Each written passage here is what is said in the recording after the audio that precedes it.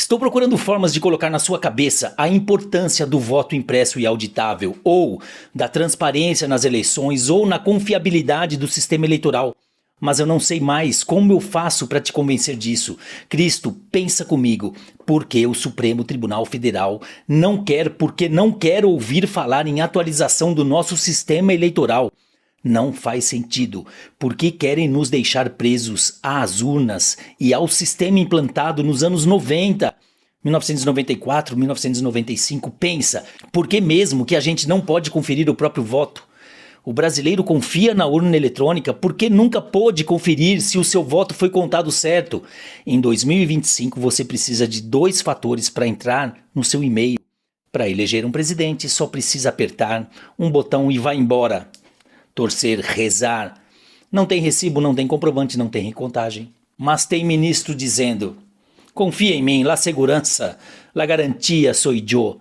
Não é teoria da conspiração, é só a simples pergunta: por que a gente não pode conferir o próprio voto? A urna eletrônica brasileira é como mágica.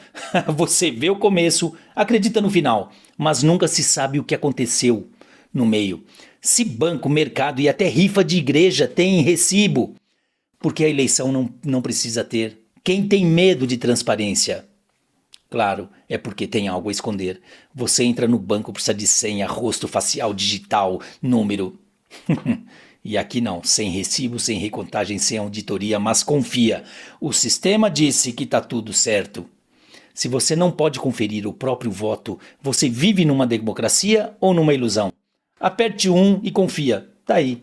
A farsa do sistema eleitoral. Você não vota, você acredita. A urna eletrônica é incontestável porque ninguém pode contestar. Democracia sem recibo é só aqui mesmo, porque você não pode sequer conferir o seu voto.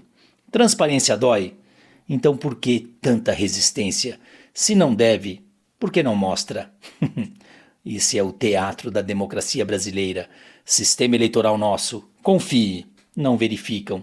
Eles chamam de golpe o que nós chamamos de auditoria. Dizem por aí que o nosso sistema eleitoral brasileiro é referência mundial. É tão moderno, tão seguro, tão avançado que só o Brasil usa. A gente vota numa urna eletrônica fechada, sem internet, sem recibo, sem possibilidade de autoria individual. Você aperta os botões, ouve aquele barulhinho simpático e pronto, acabou. Seu voto virou uma sequência mágica de dados que só o sistema do TSE sabe onde foi parar. Agora preste atenção, você não tem como conferir se o número que você digitou foi o número que foi computado, nem hoje, nem amanhã, nem nunca mais. E se o sistema errar? Você nunca vai saber. Mas calma, segundo os defensores da urna inviolável, isso é uma virtude. Eles dizem, ninguém pode provar fraude, ninguém nunca pôde. Claro, da mesma forma que também ninguém nunca pôde ou jamais poderá provar que não houve. Sabe por quê? Porque o sistema foi feito para não deixar rastro. E se não tem rastro, não tem prova. E se não tem prova, não tem crime. E você é obrigado a confiar. Esse é aquele momento. Se você quiser, eu te empresto. Mas quando se trata da democracia, a gente deveria estar falando de verificação. Porque eles nos proíbem de falar sobre o assunto. Agora, o pior, porque eles se meteram nessa discussão. Porque eles são quem decidem sobre o assunto e não nós. Porque eles determinam como serão as eleições. Antes de responder, por favor, dá uma pausazinha, deixa um like no meu vídeo, não custa nada, se inscreva no canal. Eu respondo, porque este país é feito de parlamentares covardes e sujos e porque temos uma grande mídia que abafa tudo isso. Sabem que estamos sendo mutilados em nossos direitos constitucionais e acobertam tudo, pelo simples fato de estarem sendo muito, mas muito bem pago para isso. E fazemos o quê? Assistimos a tudo calados, até porque não podemos falar, não no meu plantão. E quais foram os argumentos para que não haja ou houvessem voto impresso e auditável? Primeiro, o Boca de Veludo veio com aquela voz e disse que era muito caro, 2 bilhões de reais para implantação, lembra? Daí o Bolsonaro disse, sem problema, tá ok? Nós arrumamos o dinheiro. Fica parecendo piada. Um supremo perdulário, comedor de lagosta que consome somente vinhos, com 4 premiações internacionais, onde o seu próprio presidente, o Boca, um ministro sozinho gastou mais de R$ 1 milhão em viagens se utilizando de aviões da Fabtour para passear. Falar em falta de dinheiro é de um descaramento sem fim. É muita canalice. Depois disseram que era porque iria quebrar a inviolabilidade do voto, porque o eleitor teria o recibo e não sei o que, tal, tudo papo furado. Quando se provou ser mentira, quando se esclareceu que o comprovante seria impresso, mostrado ao eleitor em um recipiente transparente e lacrado, eles desconversaram. Depois, sem ter mais desculpas, passaram a proibir o debate e impuseram que teríamos que confiar simplesmente. Por isso, o Gilmar Mendes já havia elogiado a nova geração das urnas, depois acabou, ficou por isso mesmo. E eu, obviamente, fui pesquisar, porque eu queria mostrar esse vídeo a vocês deles elogiando as urnas. O problema é que o vídeo desapareceu, ele foi tratado como fake news, como mentira, que eles não tinham elogiado as urnas. Deu muito trabalho, mas eu encontrei o vídeo. Olha ele aqui. O teclado apresenta uma distribuição das teclas mais inteligente. A urna está com um visual mais moderno, leve e simpático ao eleitor. Pensou-se nesse novo design com esse objetivo, de um melhor diálogo entre o mesário e o eleitor, né, facilitar, portanto, todo esse trabalho. Ela é esteticamente muito bonita e vem se integrar a esse sistema extraordinário de apuração eleitoral que nós temos no Brasil. Eu achei o design moderno, bonito, futurístico. O aspecto externo é muito agradável. A parte frontal é um pouco mais alta do que a do modelo atual, proporcionando melhor visualização do que foi digitado. Outra novidade é a posição da bateria, localizada em um módulo externo. Essas mudanças vão permitir que o transporte aos locais de votação seja mais rápido. Numa viagem na região amazônica, que teria que ser feita por 3 viagens de avião ou de helicóptero, você pode fazer em 2 ou até em uma viagem só. Isso diminui o custo da justiça eleitoral. Outra inovação é o módulo destinado ao repositório do voto impresso. Por ser fabricado em tecido flexível, o local destinado ao voto facilita a reposição. O novo layout foi pensado para atender a determinação do Congresso Nacional e implementar o voto impresso. Agora temos que acoplar também esse modelo do voto impresso. Estamos discutindo com o Congresso se é possível atrasar ou se é necessário mesmo fazer essa modificação. A urna eletrônica usada no Brasil completou 20 anos. Cada equipamento tem vida útil de 10 anos. A ideia é fazer a troca pelos novos equipamentos a cada eleição, quando a Justiça Eleitoral realiza a compra de novas urnas para fazer a substituição e também para acompanhar o crescimento do eleitorado. Estava tudo certo, estava tudo pronto e esta nova urna seria comprada e gradativamente iriam se trocando as antigas. Aí de repente, do nada, tudo mudou, ficou por isso mesmo, eles não quiseram as urnas e disseram que era inconstitucional. E nós, trouxas que somos, temos que ficar engolindo tudo isso. A gente tem que parar de aceitar que isso foi normal. Vale lembrar que o 8 de janeiro só aconteceu por 2 motivos. Primeiro, pela falta de confiança no sistema eleitoral brasileiro. Se tivéssemos a convicção de que o bandido tinha sido eleito numa eleição limpa, transparente, tudo beleza, paciência, nós tínhamos ido para não tínhamos ido para as ruas, a gente tinha ido para casa, paciência, o povo quis eleger esse bandido e aí a gente metia o louco, foda-se. Mas não foi isso que aconteceu e a gente sabe o que aconteceu. Segundo, porque ali a esquerdalha lixo viu uma oportunidade de infiltrar os seus militontos para causar a baderna e nós acabamos pagando o pato. Então, com a confiabilidade nas urnas, nada daquilo teria acontecido e olha o preço que os patriotas estão pagando muito alto. Chegamos a um ponto estranho da história, que o simples fato de questionar as urnas é crime, desconfiar é ameaça e pedir transparência virou ataque à democracia. Mas democracia de verdade não tem nada, não tem medo de auditoria, nem se esconde atrás de sigilo, não trata o eleitor como um espectador passivo.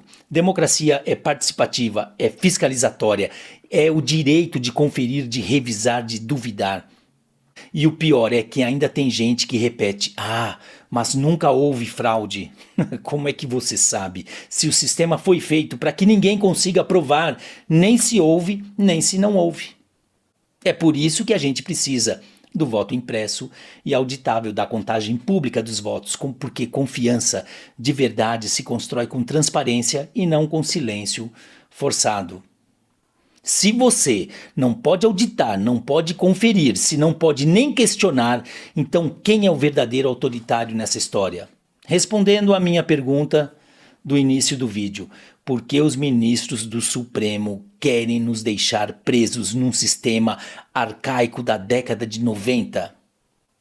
Creio que eu já respondi com sobra a tudo isso. Agora se pergunte, e desejo que isso fique martelando na sua cabeça, como fica na minha. O que é que os ministros do Supremo têm a ver com tudo isso? Absolutamente nada, está fora da alçada deles, porque eles se meteram nessa história, porque eles compraram essa briga, porque tem tanto medo da transparência e eleições limpas. Porque eles defendem o sistema, o establishment, não defendem democracia porcaria nenhuma, Estado de Direito, nem eleições limpas, nada disso. Eles defendem seus próprios interesses e os interesses dos seus, daquela corja de vagabundo, em se perpetuarem no poder, mandando no país da forma como desejam, corrompendo e sendo corrompidos e escondendo os seus maus feitos. Imagina se num país com democracia pujante e acachapante, com justiça sendo feita de verdade, se algum deles ou algum dos seus parariam fora das grades. Eu creio que não. Sistema eleitoral representativo, sufrágio universal, sistema de votação, formato das eleições e tudo o mais é uma decisão do Congresso Nacional, dos representantes do povo, daqueles que nos representam, ou que deveriam, e não de meia dúzia de vagabundos que se arvoraram sobre isso. Hoje essa briga tem que ser nossa. Porque já sabemos, se formos depender dos patifes que elegemos, jamais poderemos ter nosso país de volta. Enquanto eu gravo esse vídeo, o vagabundo do Gilmar levou lá pro Gilmar Palusa em Portugal mais de 150 pessoas, muitas delas pagas com o nosso dinheiro e estão lá naquele convescote, estão lá na festança, estão se refestelando com o nosso dinheiro. E aí a gente tem que ouvir o Barroso falar isso aqui. O Tribunal Federal decidiu em matéria de plataformas digitais, falando para as pessoas que têm boa vontade e de boa fé. Há pessoas que não leram e por isso não entenderam, há pessoas que leram e não entenderam, e há pessoas que não leram e não gostaram. Portanto, essa é uma rápida explicação sobre o que nós fizemos. Primeira pergunta: por que o Supremo está metido nisso? O Supremo só está se metendo nisso porque há duas ações que foram propostas perante o Supremo Tribunal Federal.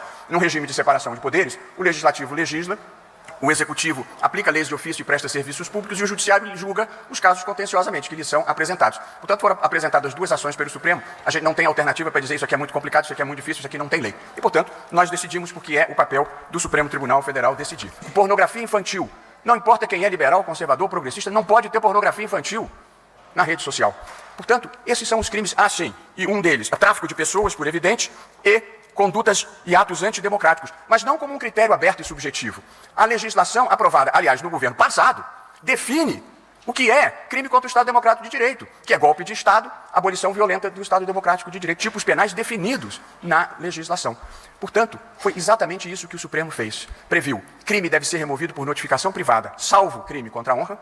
Todas as demais condutas que alguém considere inaceitável tem que ir ao juiz para pedir para o juiz tirar. E a plataforma tem que ter o dever de cuidado de programar o algoritmo para impedir que conteúdos como pornografia infantil, terrorismo, instigação ao suicídio cheguem ao espaço público. Puta que pariu. Nossa, como foi difícil para nós tomar uma decisão tão democrática. E já falou e esqueceu dos três que foram contras, né? Porque ninguém jamais pode questionar. Esse é o problema. Eles se julgam donos do país. Eles são o yin e o yang, o cotovelo e o cotonete. Eles acham que eles mandam na porra toda. E isso tem que acabar. Depende de nós acabar com isso.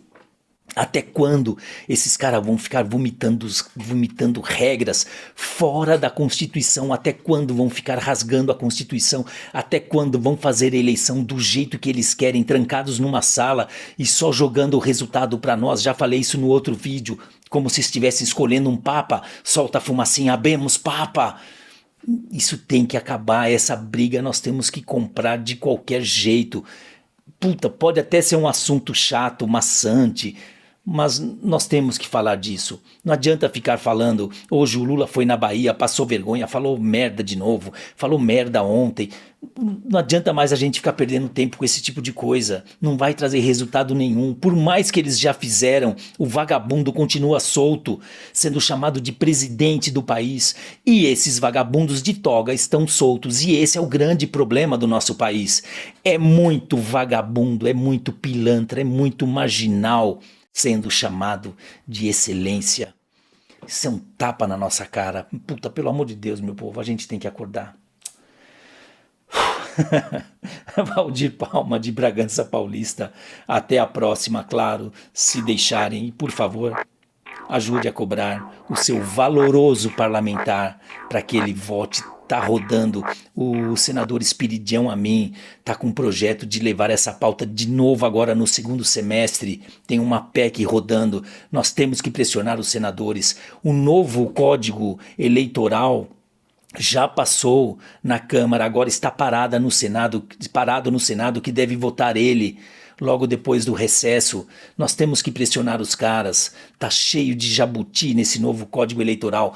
Quem questionar as urnas poderá ser preso. Olha aonde nós vamos chegar. Eu vou voltar nesse assunto no próximo vídeo para falar desse novo Código Eleitoral que eles estão enfiando goela abaixo da gente. Muito pouca gente sabe que isso está tramitando, mas está. Vai ser pauta de um dos meus próximos vídeos. Até mais. Se inscreva no canal. Forte abraço.